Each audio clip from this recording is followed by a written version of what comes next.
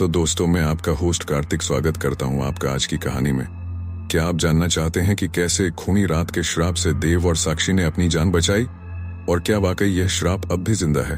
पूरी कहानी जानने के लिए इस वीडियो को अंत तक देखें, क्योंकि सच्चाई और भी खौफनाक हो सकती है। देव की आंखें लाल थीं, उसकी थकी हुई पलकों के नीचे उभरी नसें साफ दिखाई दे रही थीं। घड़ी की सुइयां धीरे धीरे आधी रात के करीब पहुंच रही थीं। आज एक और लंबी और थकान भरी रात थी, लेकिन आज रात कुछ अलग था, कुछ असामान्य, कुछ खतरनाक। घर की हवा में घुली अनकही बेचैनी जो उसकी रीढ़ के नीचे सिहरन भेज रही थी। देव एक पत्रकार था जिसे गांव की कहानियों और लोक कथाओं में खास दिलचस्पी थी।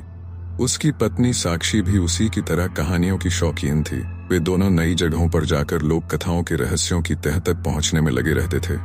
इस बार उनका रुख एक ऐसे गांव की ओर था जो अजीब घटनाओं और खूनी रातों के लिए कुख्यात था। गांव का नाम था भयपुरा, जहां हर साल एक रात उसी दिन एक आदमी की रहस्यमय और भयावह तरीके से मौत हो जाती थी। गांव वाले इसे खूनी रात के नाम से जानते थे। यह रात 20 सालों से बिना किसी चूक के आती थी और हर बार एक व्यक्ति अनजानी मौत का शिकार हो जाता था। देव और साक्षी ने इसे एक चुनौती के रूप में लिया और सच्चाई जानने के लिए गांव जाने का फैसला किया। रात का अंधकार चारों ओर फैला हुआ था।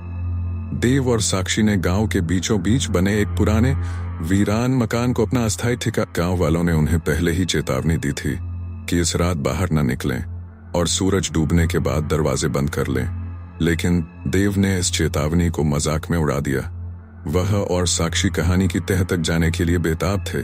आज हम इस खूनी रात का सच जानकर ही रहेंगे, देव ने साक्षी से कहा, जबकि वे दोनों कैमरे और बाकी उपकरणों को ठीक कर रहे थे।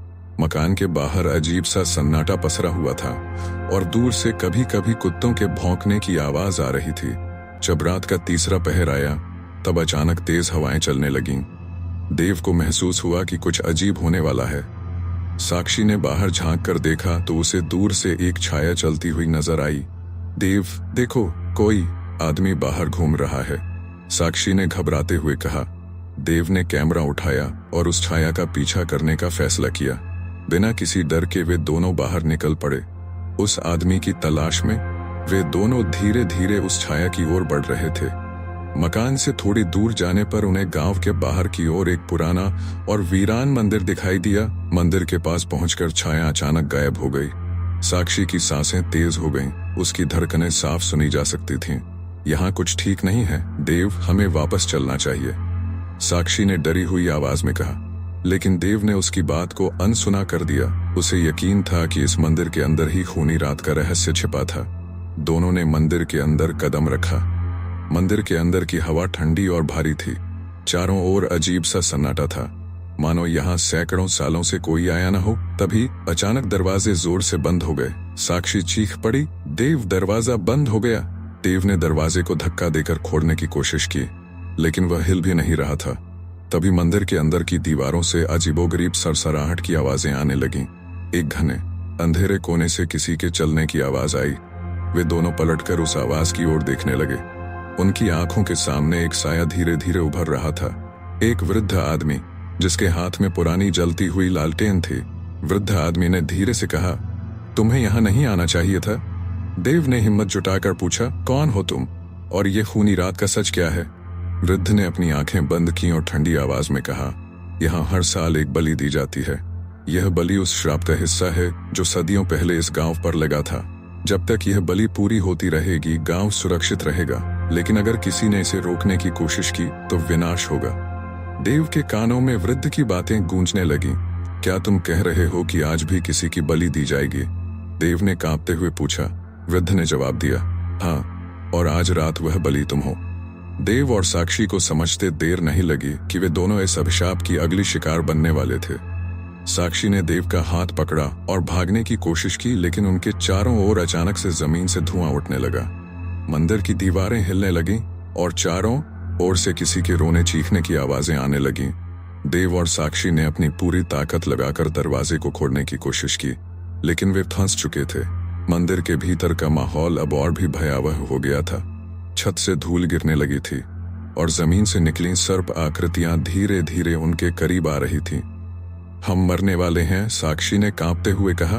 देव के चेहरे पर भी डर साफ नजर आ रहा था, लेकिन तभी उसके दिमाग में एक विचार आया। उसने मंदिर की एक मूर्ति के पास रखा पुराना शंख देखा। गांव के बड़े बुजुर्गों की कहानियों में उसने सुना था कि यह शंख ही गांव के श्राप को तोड़ सकता है। उसने तेजी से शंख उठाया और उसे बजाने की कोशिश की। शंख की ध्वनि पूरे मंदिर में गूंजने लगी। अचानक सारे सर्प आकार की छायाएं और रोने की आवाजें थम गईं। मंदिर का दरवाजा खुद ब खुद खुलने लगा और बाहर की हवा ने अंदर आकर माहौल को शांत कर दिया। देव और साक्षी को विश्वास नहीं हो रहा था कि वे जिंदा बच गए थे। वे दोनों जैसे तैसे बाहर निकले और भागकर अपने मकान की ओर लौटे। उनके पीछे मंदिर की दरवाजे फिर से भारी आवाज के साथ बंद हो गए। वे दोनों सांसें थामे हुए एक दूसरे की ओर देख रहे थे। क्या यह सब सच था? साक्षी ने धीरे से पूछा। देव ने सिर हिलाया। मुझे नहीं पता, लेकिन हम इस श्राप से बच गए हैं। अगली सुबह गांव वालों ने जब देव और साक्षी को देखा तो वे चौंक गए। किसी ने उनसे कहा, आज पहली बार किसी ने खूनी रात को जिंदा देखा है।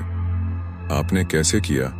देव ने शंख की घटना के बारे में गांव वालों को बताया, लेकिन गांव के बड़े बुजुर्गों ने उससे कहा, यह चमत्कार नहीं था, यह मंदिर की शक्ति है जो केवल उन्हें बचाती है जो उसके श्राप का सामना करने के लिए तैयार होते हैं।